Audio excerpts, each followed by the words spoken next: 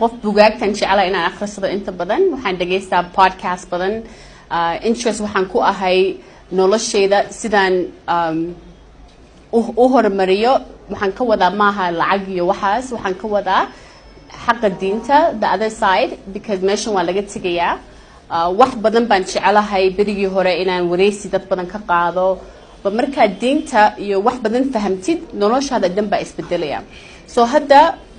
dreamkayga wuxuu yahay maahaba inaan caan noqdo oo lacag sameeyo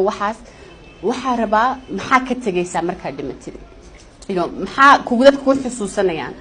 insha Allah hadday dadka ugu xusuustaan waxaan ahaa qof dadka Soomaaliyeed iska jecel inay walaalo noqdaan inay noqdaan dad maanta fahmi kara wadankeeni haddii anaga waxba ka tarin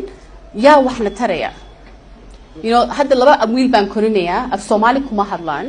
anigiiba haddii mar dhaweyd baan af Soomaali si fiican sii baranayaa haddaba maxaa soo socda next generation ka kale maxay dadkeeni ku dambeyn doonaan intaasaan isweydiiyaa so insha Allah YouTube-ka marka Google la geliyo